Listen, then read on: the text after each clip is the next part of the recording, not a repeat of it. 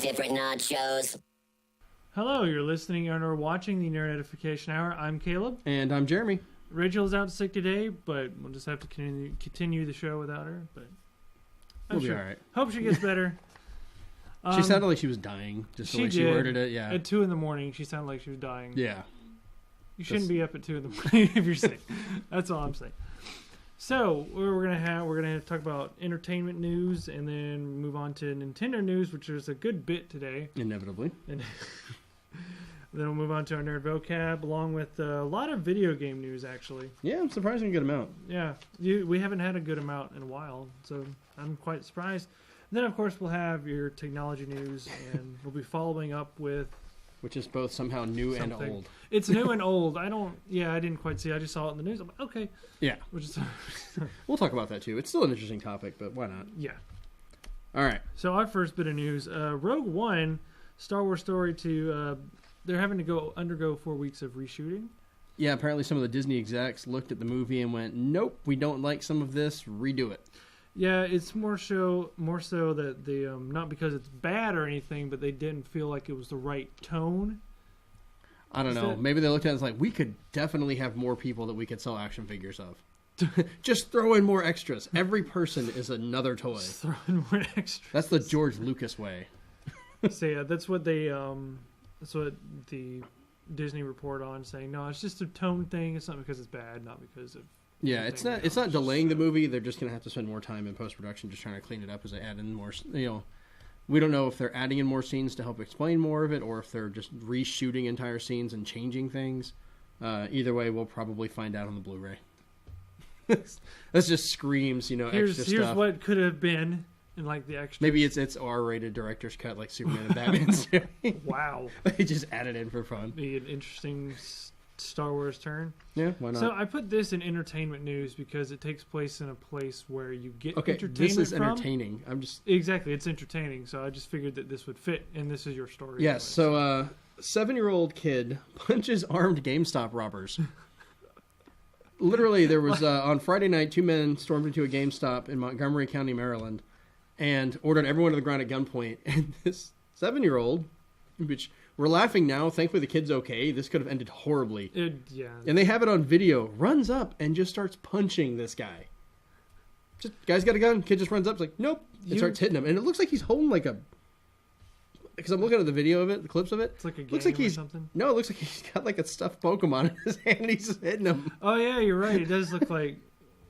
I see it. I have it up here. He got to get a couple... He got some punches in there. I mean, he's holding the stuffed animal, but he's got good form to it. But thankfully, it's horrible that this event happened. But, the robbers didn't harm the kid. They just got him back down. The dad tried to get to his son. And the robbers just made them all lay down together. So, yeah, it was brave and kind of dumb of the kid. It's really don't do with that. Guns yeah. And with crazy people. You just don't be a hero. This isn't My Hero Academia or anything. No. So you can't do that. Just because they had the kid, like they grabbed him and held him, and they finally released him to go back to the dad after they did it. But that could have ended horribly. I mean, the kid is really, really lucky. I mean, the guys are going to be in trouble enough as it is. They haven't been caught yet. They're still looking for them. But, I mean, if they had done something to that kid, that would have been even worse. So, it would have. It would have gone from robbery to straight up assault and assault, worse. Murder. Well, Yeah, regardless. Don't be a hero. Just we can laugh about it now. Yeah. Don't do that. It's just bad. That's scary. I mean, I thought about like, what am I going to do with somebody with a gun? You have to be smart about it. I mean, you can't just run up and say, like, assume you're going to do something. This isn't the movies where, nothing's going to happen. You could seriously get hurt because these people will freak out. They get trigger happy. Like, once you pull that they trigger, just may be scared. Just keep going. You just, you're once, like, adrenaline. Once they're committed, they'll just keep doing it. So... It's a more serious topic we've had on the show. So, moving on from a very serious topic to a horrible, horribly stupid inevitability. Yeah, I also put this here because it kind of fits with This is just terrible. I mean... So, Konami announces the inevitable Metal Gear Solid... Was it Pachilos? Is it Pachinko? Pocky Slot. Pocky slot? It's a mix between a slot machine and a pachinko machine. How do you... No. Money, I guess. They just want money, and it's just terrible. This is the death of another one of these, because after the whole fallout with Konami and the Metal Gear series, they were like, yes, we're going to make another Metal Gear game. Just like they made another Silent Hill game, which, by the way, ended up just being a stupid pachinko slot machine. Which we saw the... That's literally their other Silent Hill game. When we went to Las Vegas with the group, did you take a picture of it? we saw the Konami building. I didn't see Oh, any okay. Well, it was interesting. I was like, yeah, I don't see any kind of those slot machines or anything like that, so maybe they're only in Japan, but they're just... Yeah, the most of Konami them, building's in Vegas, so... Yeah, most of them are going to be Japanese only for some of that, but... that's such a terrible way to do it, because like they're now holding Silent Hill, Castlevania, and now Metal Gear to this stupid little, gambling machines. So we can pretty much expect not to get we may not get any more Metal Gears, may not get any more Castlevanias. Nope. They've already canceled what looked to be one of the best, at least exciting wise, Silent Hills I've ever seen, with the whole PT, the playable trailer. Teaser trailer. Yeah, teaser trailer thing. Because I thought that was kind of silly at first, and then we actually played through it, and I was like, holy crap, I'm actually excited for a Silent Hill. Like, I want this. It looks great. And canceled. And I was like, really? Yeah, but how does that even work? Do you insert the coin and it does the thing, and then whatever points you get, then it goes how many slots you have? I think it just sneaks up behind you, puts you to sleep, and then takes your dog tags and your wallet and walks off. Or the whole machine's just hiding in a box. They don't unpack it. That's part of the enjoyment. It just, where's the pachinko machine? Just where? Anyways. Curse you, Konami. I hate you now. So, moving on to the Nintendo news. They're going through now, from June 1st to the 24th, you can get the Pokemon Manaphy through the... Nintendo Wi-Fi connection, whatever. Yeah, just the Nintendo Online. You can just go on there with your Pokemon game and download it. Yeah, Manaphy is actually a pretty rare one. I think they've only had it once before. You had to get it from Pokemon Ranger. Yeah, it was kind of a weird one. It was, and then that was it. That's all we've had in the States so far. So this is like your only chance probably for another 10 years before you can get Manaphy. The sad thing is, every single one of these for the last year that's happened, I've forgotten about, missed out on them. I'll get the stuff to do it, I'll get the little cards, and then we never use it. I think even my kids have forgotten. I think the only one I'm really looking forward to is actually getting Arceus, and I think it comes out I hope I hadn't missed him or anything. I've kind of gotten out of Pokemon. We have all of the Pokemon games, but I've just never had the time to play them. My kids still enjoy them and still play them, so my oldest and my youngest son, we always get it for them and they enjoy it. I'm hoping maybe with this new one, the way they're changing it up, I'm going to give it another shot, see if I can hop back in and if I like it again. I've kind of gotten to that point where I won't play every Pokemon game. I usually will skip one or two and then kind of get back into it, it's too much Pokemon. Okay, so yeah. So just to recap on their distribution. Gotcha.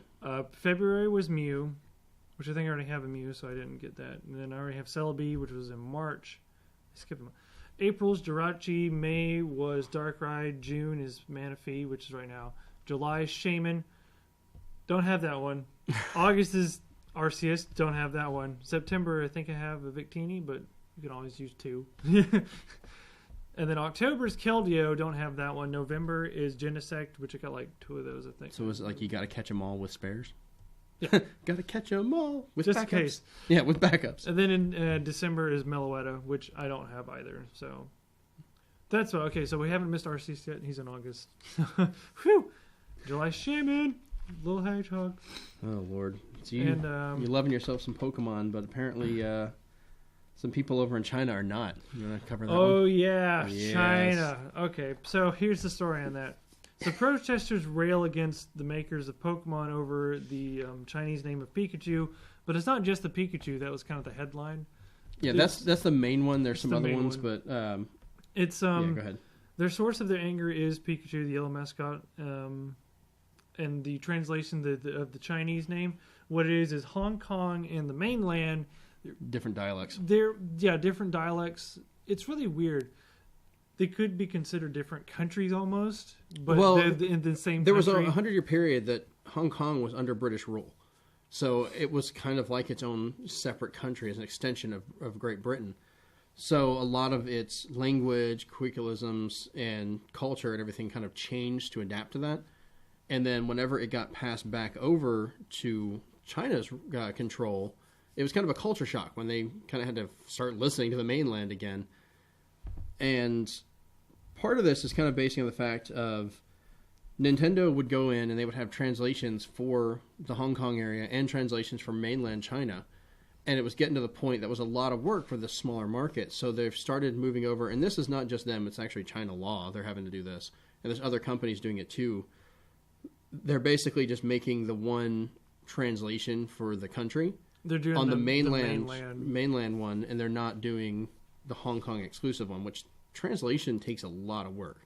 Especially in Chinese, when you have 10 different words for, like, or 100 different words for rice or whatever. Right. Well, it's kind of like... I mean, that's a joke, but... It's like in Canada. If you want to release a game in Canada, it has to be... in French and English. French and English. It's a law. It's required. Here, it can just be English.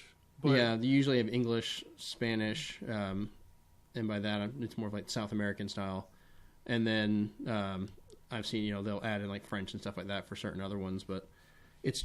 Yeah, if you're talking about in Europe, they just kind of cover their bases. They have all different languages for Europe. Yeah, Europe, they kind of have to. If you ever look at the scale of how small that area actually is, yeah, it's ridiculous. It's just the size of Texas. Yeah, so you go from one end to the other, and you're going to be jumping languages. So a lot of times when you import games, there's going to be a select of, like, what language? And there's a whole list, and you're just kind of like, all right. It's like, okay. So yeah, there's a bit of uproar in that, which I hope they get it resolved. I mean, I understand where they're coming from. Yeah, I mean, you got to listen here. Japanese video game maker Nintendo touched a nerve with localists earlier this year by announcing it would use the, I apologize for my pronunciation of this. Yeah, Putonghua Pinyin version for over 100 Pokemon in the Hong Kong version of an upcoming game. So they're having, like, name change and stuff like that. That's like saying, we're going to change Charmander to whatever other country's name. Or like, yeah, I mean, there's different ways that it you have to do the translations. Either the word itself will have to be changed because it may mean something completely different in other countries, which I know, like, Ford ran into that with some of their cars back in the day, where they were trying to sell them in certain areas and the word meant, like, this horrible thing, and they're just like, we need to change that. Bad idea. And it kind of goes back and forth. So that's one reason. Or otherwise, they'll use the language to try and phonetically make it sound like, like Pikachu, and maybe something similar how they want to do it. And they just kind of make a word at that point. So it's always been a weird one. All right, so speaking of Pokemon, which that's pretty much what all this news is today. Yeah, seriously. Lots and lots of Pokemon. Just last night, or was it this today? I think it was been today. Pretty recent. Just today, a bunch of Pokemon Sun and Moon information has come out.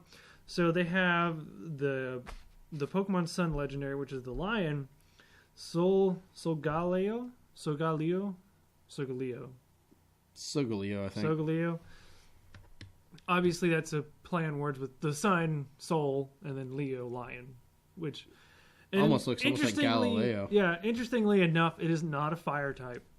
Yeah, that is weird. It's Psychic and Steel type, which it's super affected by because fire. When I think of the Sun, I think of Psychic. Well, I mean, I guess the Steel, it kind of makes sense because the Sun is basically just molten metal in a way. It's more hydrogen. Well, helium, it has metal in it. It's got certain things, but a lot of it's going to be broken down. But Psychic, it's kind of weird. And then you have Lunala. Lunala. I don't know what Allah stands for. I mean, except for God, but in certain cases. Luna is literally moon. Sun. But it's a Psychic Ghost type, which it's a pretty good type. But it also has an ability that it's a Shadow Shield. So I guess it's probably not going to be affected by dark types at all. More than likely. Pretty much. Which they both look pretty cool. And yeah, Psychic Ghost, I mean. Yeah, they've got little short descriptions of them here. They've got, for Solgaleo, Since the ancient times, Solgaleo has been honored as an emissary of the sun. It is referred to with reverence as the beast that devours the sun. Huh. Solgaleo's body holds a vast amount of energy, and it shines with light when it's active. It has a flowing mane with a remarkable resemblance to the sun. Its signature move is Sunsteel Strike, an attack that charges at an opponent with the force of a meteor, disregarding the target's ability. How have Pokemon not destroyed their world yet? Like, how is there a planet to live on? Well, see, when it's like X-Men. They just keep ramping it up. Universe. Solgaleo's ability is Full Metal Body, a new ability that no previous Pokemon has had. Well, but... With the Full Metal Body ability, a Pokemon's stats will not be lowered by the effect of an opponent's moves or ability. But that's like Clear Body, so I'm not quite sure why they. That's kind of weird to me. I mean, just it can't be affected by anything. I'm like, it's a good ability. Don't get me wrong, but they've kind of already done it with Clear Body. Full Metal Body. Right, Full Metal Alchemist. Why not? All right. And then... Wait, I want to do this one. Can I do it? Go for it. All right. So we have Lunala. Mm-hmm. Lunala here. And since ancient times, Lunata has been honored as an emissary of the moon. It is referred to with reverence as the beast that calls the moon. Lunala is constantly absorbing light and converting it into energy. While its wings spread to absorb the surrounding light and glittering like a crescent moon, it resembles a beautiful night sky. And they also, both of them have this weird texture effect, and Lunala is pretty much, that's all he is. It's the texture effect. Lunala's signature Moongeist Beam attack releases a ominous beam of light that disregards the target's ability. So again, this is like if they have a sturdy or something like that. I think it ignores that. Mm-hmm. So that'll be interesting. Lunana's ability is Shadow Shield, a new ability that no previous Pokemon has had. With the Shadow Shield ability, Pokemon will take less damage from an attack that lands when the Pokemon has full HP. Oh, so it's not what I thought it was. That's yeah, it's a little different on that one. So, Now, it goes on to talk about the new region that they're going to have for Pokemon, which is going to be the Alola region, which is... You can tell it's made to be like Aloha. Yeah, it's very much... They've even said it's based on Hawaii. Yeah. Like, this whole place it's quite obvious, and I am in love with this. IGN might not like it because there's a lot of water because it's islands, but I am completely in love with this. Touché. Like, I love tropical and island-themed stuff, and I actually wouldn't be surprised if it's not located near the Hoenn region somehow. Because the Hoenn region is tropic based. It's like South America or something like that. I and then you've got, the last games were in like Paris and those areas. You got some that are set up in like their version of New York, other ones that are in Japan, which the original ones were. The Alola region centers around 4 islands rich in natural beauty and an artificial island. Many Pokemon that have never been seen before occupy these islands, which we all kind of saw that one coming because they're just going to make more. Which they're already at like 700 something Pokemon. Yeah, they're 700 and it's about to be 800. Nice. And I can see that. I think what they're talking about, there's a white looking building in the middle. I think that's the artificial island that they're talking about. Possibly. It might be a research facility. Well, it might be a throwback to over in, I believe, like Saudi Arabia. They actually have giant man-made islands that they've actually structured them, look like palm trees and stuff like that.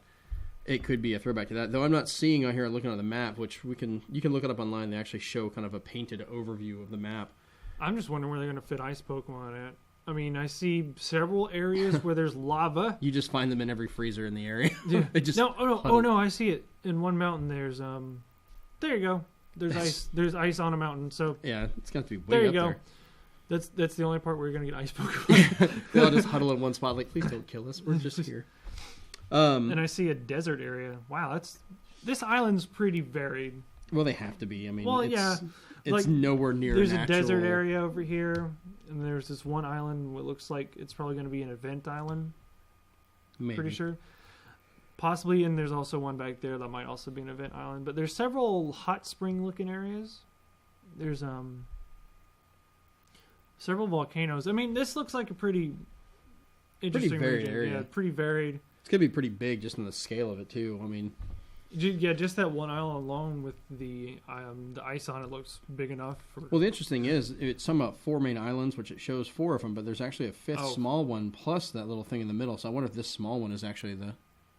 Yeah, we'll find out. I can see it. Like, we'll see it when it comes out. The game's coming out. We'll figure it out then. We'll figure it out then. So there's a new professor as well. You want to talk about him? Oh yes, where's weird looking guy. Hold on, I messed up. I gotta go back. Yeah, it's Professor Kukui. Just best way I can pronounce it. I'm sure it's a tree, Kukui. some kind of tree located in Hawaii. And then he has actually just sounds like a Hawaiian name. Yeah, he has an assistant, Lily. She's mysterious and whatnot, but she's a thing. So she's there. She's a character. You're gonna deal with it. She's probably gonna be your rival. One of your rivals. Oh, that would make sense. Because now they have 2 rivals instead of 1. Yeah. I'm not sure why they're doing that, but well, they did that for part of it, so it would be the opposite of what you were. If you played a boy, it'd be a girl, and vice versa. So, but then you have it says your friend Hau, is Hau. He looks very Hawaiian.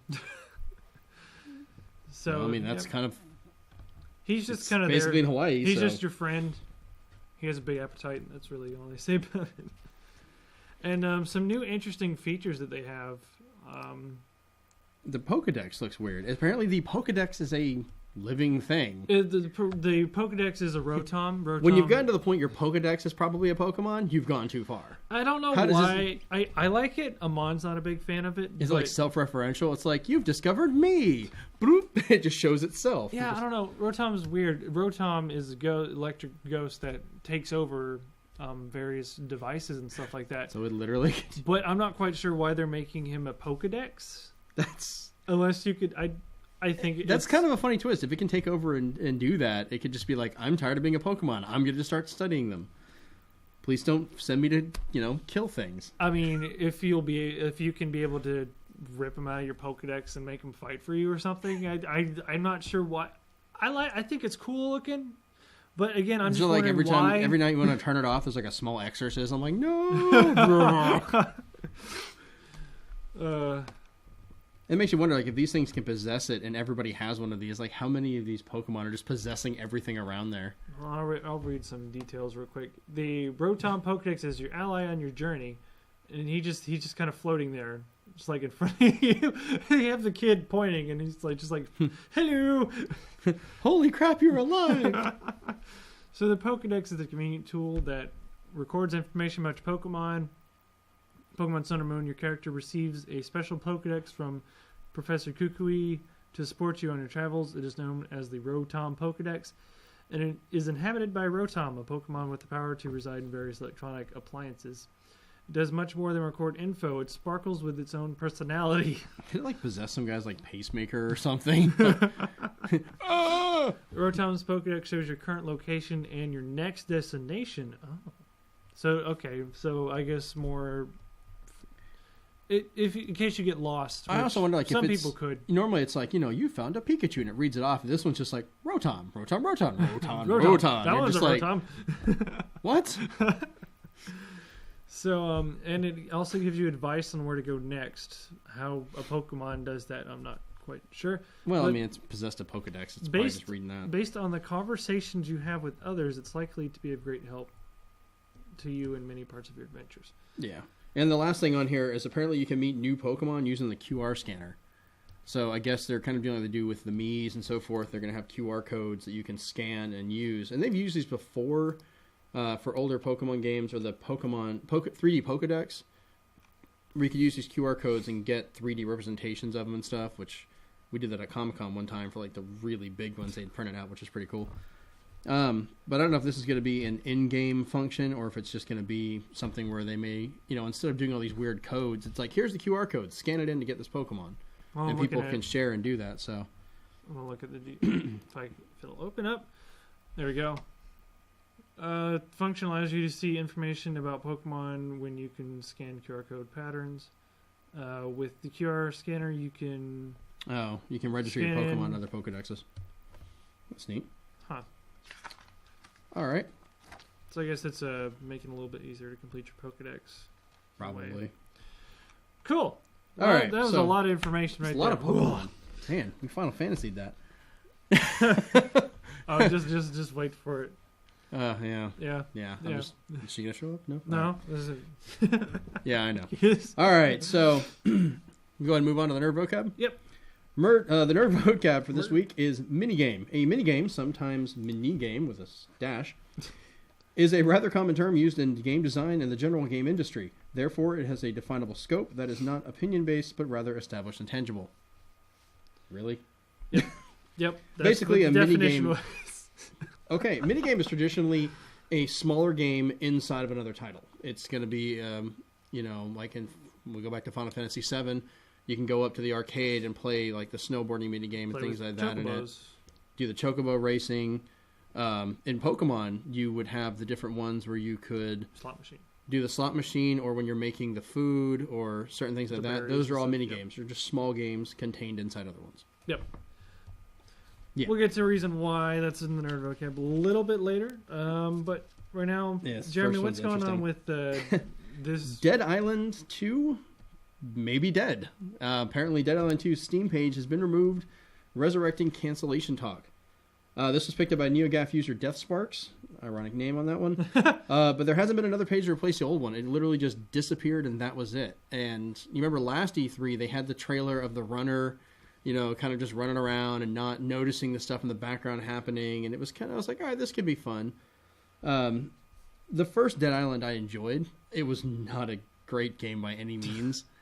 But when you played it in multiplayer, it was stupidly fun, just doing the weird stuff. So I was kind of looking forward to this one, but it looks like it may have just gone kaput.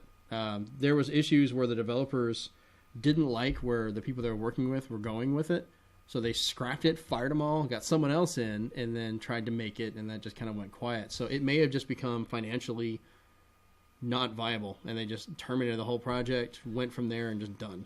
As far as I know, I don't think they've said anything else about... Let's see. Everything I've seen, it's gone. So... So there's a Twitter account. I don't know if it's going to do anything. Tribute to I'll be in no. Nope. Yeah, that's so... not, I don't know. Because right now all they're talking about is with Dead Island 2 kind of disappearing. The Dead Island remaster, they did another HD remaster, as they call it, where they took the first game and its expansion and re-released it on PlayStation 4 and Xbox One and PC. Well, here it says Dead Island 2 officially canceled after Deep Silver parted ways with Jaeger Development. Oh, when was that? Got a time on it? I'm looking. Oh, okay. Looking for. Because I know the funny thing, even the Dead Island remakes were having issues because they had all these quotes in their commercials, like Game of the Year and all this stuff, but no one can find any publication where these came from. They're like, where are you guys getting these quotes? Nobody made it Game of the Year. No one said it was an example of next generation graphics. Like, they're just making up quotes to just kind of push it through. Oh, that's a funny one. All right, well, we're looking at that. Well, see, it was supposed to be released in August. However, it was delayed by Jaeger Development Deep Silver. Official Twitter account announced it. Tweet below. Down 2 has been delayed. Yeah, I mean, games being delayed at this point are not really a surprise, but their silence on it is, where they just kind of dropped it and went from there. Now, you can still pre-order it and buy it, because I'm looking at GameStop right now, and it still says it's got a, December 31st, 2016 release date, which is just end of the year, just to fill it in. So it hasn't gotten canceled to the point that even sellers are getting rid of it. It's still there, so we'll see. Well, as of right now, it's probably more than likely canceled. So yeah. It's dead more than just name. Oh, well, that's, something that's not dead. Take it away, Caleb. So, gear up for Battle Minigame coming to Minecraft on consoles in June. Yep. Just consoles. Well, because I understand this, because PC already has the Mineplex or whatever. They kind of modded their own thing in there with it. They've got command blocks and everything that they have all right. that kind of... You just log onto a server and you can play all sorts of mini games. So, obviously Microsoft's like, hey, we can do that for consoles. So, consoles are going to be getting an update later in June. Yeah. Yep, free console for Minecraft Console Edition. Mini games too. So this is supposed to be coming for the 360, PlayStation 3, Xbox One, PS4, and Wii U. All console stuff, yeah. No word if they're going to do it for the Vita version. They might, because the Vita. I think they will, and the reason for that is the Vita version can play with the PS3 version. Like, you can actually do local multiplayer with those two, where you can play online and play together. So it might just be a variation of the PS3 one. But I don't know. It can go either way on that one. We'll see. So, I think that's all we really say about that. Yeah, so it's look Minecraft. forward to that. You guys pretty much know about that. Yeah. If you don't know about that, you've been living under a rock. We'll know more about it when it actually comes out. Jeremy, you want to... Street Fighter V Ibuki is coming back, but it's going to be released alongside the story mode at the end of June. Which is... They said that they were going to do a monthly update kind of thing. Yeah. This is Street not Fighter corresponding to that at all. Street Fighter V is one of the worst selling Street Fighters. Really? And worst rated Street Fighters that Capcom has ever made. I thought I was... It's released. It's only available on 2 consoles, which, I mean, you can only get it on PC and PS4, which is all it's available for. Xbox One can't get it. 360, PS3 didn't have it, things like that. It has still been greatly undersold compared to Pokken Tournament, which is only on the Wii U. It actually outsold it. So, but, I mean, when they released the beta, it was horribly broken. They couldn't get it fixed. They released the game. It was just as bad. Still horribly broken. And it didn't really have a story mode. I mean, and they keep doing patches and updates. It's heavily in with DLC, wanting you to buy stuff and costumes and things, which they said they weren't going to do, and you can earn them in the game, but it takes a while to do it. But it's so horribly designed. A lot of people they got it and then immediately just got rid of it. They were like, nope, we're not even going to fight with this. We're done with it. It's like you don't have an arcade mode, which is one thing like people love about fighting games. I know I do. Like, just see how far you can get facing off the computer. You can, better your skills, go for that high score or whatever. I don't really actually think Pokken Tournament has an arcade mode. They have something like it, I think. It has a story mode. No, it has a story mode, but I'm talking about arcade. Yeah, it's got the story. I think there is part of an arcade mode in there. I have to look and see. I just know that Street Fighter V is actually having to make them kind of reconsider if they're making more Street Fighters because it's just been so poorly rated. And well, people love Street Fighter. It's just they did this terribly. They did the business model wrong. It's just the way they did it, the way they went about this. Which is surprising because Street Fighter 4 was so well done. I mean, I hated the fact they kept re-releasing new versions, but that's kind of a Capcom thing. People are probably like, oh, well, they're just going to come out with Street Fighter V Super Ultimate Arcade Edition or something like that. Yeah. Might as well just wait for like the next 3 years and see if it comes out. Dead Rising 3 skewered that the best with their whole expansion that had all the things about that. Yeah, that was fantastic. All right, so let's delve into what sadly Rachel is not here to mess with. Well, I'm sure if we say it 3 times, she'll pop. Rachel juice. Sounds like a juicing accent. So, 9 more things revealed about Final Fantasy 15. Because we haven't heard enough already. Yeah. If Rachel were here, she'd be all over this. But did you know that if you crash the flying car, it's game over? That's called a car accident with a jet. I would hope it would kill you. I mean, I've seen enough of those games. It is kind of funny. You expect it. Like, I just ran a jet into the ground and hopped out. My bad. I lost a little bit of health. No, this one you're dead. Nope, you're dead. And you can save in places other than your campsite. That kind of makes sense because going back to Dead Rising. It's a huge game. Yeah, going back to Dead Rising when you could only save in the bathrooms, that was the worst thing ever. You'd be like, I need to go do something. Better go find a bathroom. All right, characters cannot climb. That's kind of weird. That's weird because if you're in a varying landscape and sometimes you need to get over, like if you don't want to go around the pointy rock, right. Well, sometimes you can't climb. Like if you look at like Xenoblade Chronicles X, you couldn't climb, onto things, but you could jump like you wouldn't believe. Yeah, that was almost ridiculous. Such a good game. You're on a different planet with different gravity, and plus you're kind of, I don't want to spoil anything, but yeah, true. If you're just awesome. Well, certain aspects of your jump boots. You know what I mean. Anyways, you cannot steer the in-game boats. So basically, when you get on a boat, it's just going to be a ride. Yeah, like an MMO, just kind of. Welcome to their Disney ride. You're stuck. It's going to start singing Small World the whole way. And you can listen to the Final Fantasy songs on the car radio. And I think they said something. How is that new? They knew about that from the first. Well, yeah, but I think they expanded on it, saying that you can't bring in your own music because they're worried about copyright stuff or something or other. I don't know. They did something. It was weird. I don't know. That's one thing I miss about like the 360 when they had that, where you could turn down the in-game music and put your own on, and I would like play games and listen to podcasts and stuff like that. And a lot of the new systems will not let you do that, which is weird. Why not? I mean, it had to get to the point you now have to buy headphones that have an extra jack line in, so you can turn down the music in the game and just feed that in. All right, Final Fantasy 15 will have fast travel. Given the size of the world, that's kind of expected, so I'm glad that's there. Characters will have skill trees, so they're going back to the old skill tree setup, which is nice. The game was influenced by Hajime Tabata's travels. So yeah, he went to travel around Europe, and so this was kind of how the game was inspired, them just traveling around. So, I mean, it's just an interesting little thing. All that traveling, we still got Pikmin just off gardening. and what's lastly? Cars are faster than chocobos.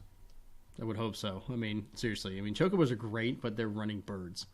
You can drive faster than a running bird. Yeah. All right. Now we get on to what me and Jeremy are quite excited about. And apparently, since I've looked, my son's been playing it all day. Overwatch. Of course not. Of course, why wouldn't you play it all day? I'm going to have to fight to get it back when I get home. Hey, you could turn it off. Like you said, you could turn it off. But Overwatch Blizzard is working on a way to allow players to save and export the highlights. Which this came up when me and you were talking last night. I was like, yeah, I got these great highlights. And I was like, here you go, Jeremy. Yeah, how do I export them? You can't. Here's a convenient story. Yeah, the only way I could do it is I have to let it play and then do tell my Xbox, like Xbox, Xbox record that. And if you're playing a game right now, haha. It'd be even worse if I went Xbox shut down. Yes. Anyways, so I could do that and record it and just clip it down and everything, but it's still the game has been stupidly fun. I broke down. I was like, the heck with it. I'm gonna buy this. I'm gonna play it, and I've been enjoying it. But the system automatically, just like they do play of the game, it saves your highlights when it thinks you've done something cool. It automatically has them listed there. Like even just pushing someone off the cliff. Like that was a highlight for me. I was just really? Lucio. I was like, there's just one, and it was like, that's a highlight. I'm like, what? No, I mean, it's funny. Mine were like finishing a 30 kill streak, and things like that. 30 kills, 0 deaths. All right. All right. So Overwatch tweaks are coming from McCree, DVA, and Reaper. Caleb apparently will have details on this. Oh yeah, wait. He's looking it up. I accidentally. Whoopsies, hold on. McCree is the Western one, the 6-shooter. DVA is the girl that has the mech, which you can actually eject from and use as a weapon. And Reaper is just the one everyone likes to use because they think he looks dark and cool and has weapons and a death mask. Yeah, basically what they're going to do... here we go. Here it is. Basically, I know Reaper's gonna... His color palette's gonna change. Right now... What is Reaper, his abilities and his shotgun? Mm-hmm. They're all, like, even on different teams, they're the same color, which is problematic because you don't know if that's your friend coming through the shifty mist or if it's an enemy. Yeah, I've died from that already. So they're gonna they're gonna kind of change the color of that a bit to match the other teams. Yeah, that's good. Red is bad. Blue's good. Right, so, but when they do it, they all look that way. You're like, oh, it's just my friend. And I think they said, Diva's gonna get kind of she's not gonna get a damage buff. Mm-hmm. A lot of people are complaining about her damage. You do have to get close with her in order to. Yeah, she's in a mech. You think that thing's got some range on it? They said Diva's damage would lowers blah blah blah blah. They're gonna probably change something about her mobility a little bit. I'm not quite sure what because I don't have a problem with Diva. She's a little slow, but she's also meant to be a bigger. She's a tank character, isn't she? She can boost every 5 seconds. So yeah. So I mean, she shouldn't be that slow. She's actually one of the faster tanks, in my opinion. Besides Winston, who can leap across the entire map. I just tried out Pharaoh last night, and I was just kind of walking around, hit the button, and didn't realize it. And all of a sudden, I'm like, no! I was like, wait a minute, what happened? That's what you're supposed to do. I jumped off the map. I didn't know what I was doing. I was trying to jump and hit something, and all of a sudden, I just go. There goes our Pharaoh. I really should have recorded that. It was fantastic. Oh, the learning stage. What about McCree? McCree, people are complaining because he can flashbang you and hit you with the fan of the hammer. Then they said something they're going to adjust the damage to that just a bit because he does a lot of damage to tanks that way. I think they're going to try to change it up a bit. If you're talking about like a tracer, it makes sense when you fill them with 6 bullets that they're shooting, they should be dead. Yeah. But something like Roadhog, who has like 600, shouldn't be able to just die like that. Yeah. So they're going to adjust something with that. So okay. Well, moving on from that, Overwatch is going to be receiving its ranked competitive mode in late June, not late July, as was previously stated. So it's a month longer, but they're getting the extra modes added in. I've actually been having a lot of fun with it. I know like, people quick play. I'm fine with. I'm not like ranked stuff like in Hearthstone. I understand that, but on this game, I guess that's okay.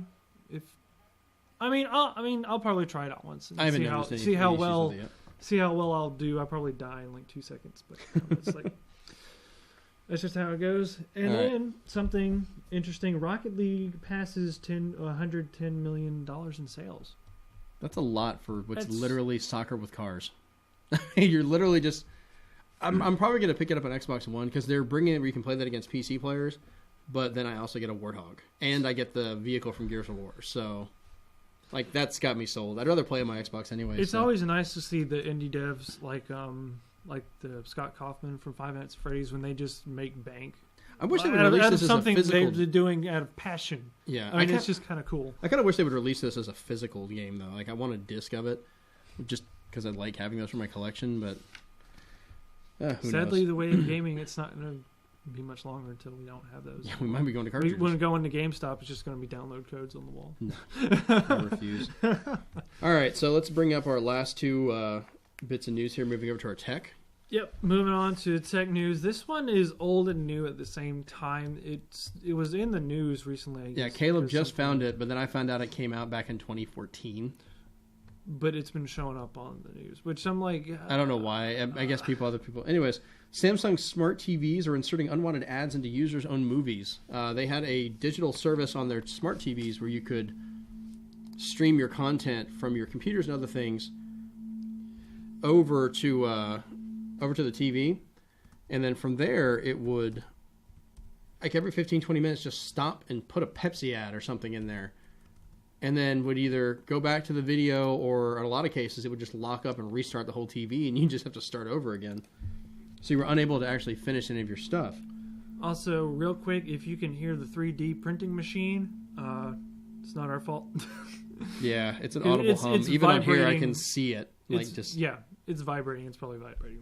So sorry about that. Not much we can do about that except for just keep it down, you crazy kids. Yeah, I don't know what 3D printer would be doing that from here. It's a weird one. Anyways. Yeah, it's like 3 days ago. They're adding new obstructive ads to your old smart TV. That's what it is. Yeah, because that's probably what it was. Yeah, they're adding new ads. Yeah, the report that you had before was the one about the Pepsi one. And that was from actually 2014, but it's still annoying in its fact that you buy this TV, you're streaming your own content to it. You know, like say you're watching your wedding video, and if it happens to go over 15 minutes, yeah, Pepsi here, deal with it. Drink it. Like, no, buy it now. Yeah. So then I put here, capitalism is evil. Ads will take over the world, not America. There's no hiding from the ads. They will find you and they will show themselves to you coming this summer.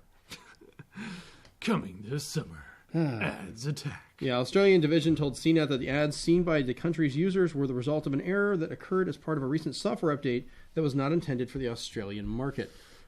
And then it spread. So, yeah, they had to pretty much deal with that.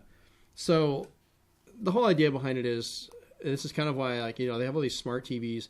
I'd rather just have a dumb TV. Just get a nice display with multiple HDMI ports, and then from there, strictly plug in my own devices and do it. Because they're like, oh, well, your TV can stream Netflix. Why? So can my Wii U, my PS4, my Xbox One, my PC, my 360, my PS3. That's 6 devices hooked up to one TV. I don't need the TV to do it. I got it covered. For that, Hulu, Vudu, whatever. Would you? Yeah, I mean, Vudu's a movie one for Blu-rays. So, yeah, my TV does not do anything. And I actually looked at it. I'm like, if they made a big computer monitor, like I saw a really nice 4K one that was 27-inch. I was like, I'm tempted just to get that from my room and not even deal with this other stuff and just have that. That'd be fine for me. So, I don't know. Anyways, what's our last story? Last story is about the the Guccifer pleads guilty to hacking of the American political figures. So he hacked like Hillary's email thing. Her private email server. Exposed her for that. And then, I mean, it's just he kind of fessed up to it. That's all. Sounds like I think like we Lucifer with a bad job at hiding his name. I'm just Guccifer. I'm Guccifer. Hello. You don't know me. So a hacker who first exposed the existence of Hillary Clinton's private email server and who found his way into accounts of several American political figures pleaded guilty to identity theft and hacking charges. Yeah. So in case you were wondering about that, I think we reported on something about that. Part of that probably occurred before, and it's kind of sad. These people have this much information on these servers and all these different things that they can get access to, and they're not doing their due diligence to secure them properly or go through the proper channels, which can lead to major issues. Thankfully, in this case, they haven't really found anything that's could have been, real bad with that, but it's still, as the whole thing is ongoing right now with the political process, but we'll have to see. It's a mess. Well, that'll do it here for the Nerd Edification Hour. Yep. Thank you for listening and or watching, and you can find me at Nerd Edification. That's at, there you go. That's Twitter. At Nerd Edification. Yep. You can find me at Zenspath. That's ZENSPATH on Twitter. And then you can also find me on Twitch at ZenspathCom, ZenspathCom, which is also my YouTube page. So, yep. There you go. And the YouTube channel is Strangely Entertaining, capital S, capital E. That's one word. Good luck finding it. Just look up the Nerd Edification Hour. You'll probably find it better that way. My Twitch is the same name, Strangely Entertaining, and I'll be streaming on Fridays now. And good news, I got my internet upgraded, so I actually should be able to stream Overwatch without it looking like garbage. So every Friday night, that's the plan anyways. I think around 6 or 7 o'clock. We'll see. Like I said, just look at the Twitter account. I'll probably announce when I'm streaming. And the Nerdification Hour Facebook page, just look up the Nerdification Hour. Yep. That'll be it here. And till next time, stay fancy. Peace.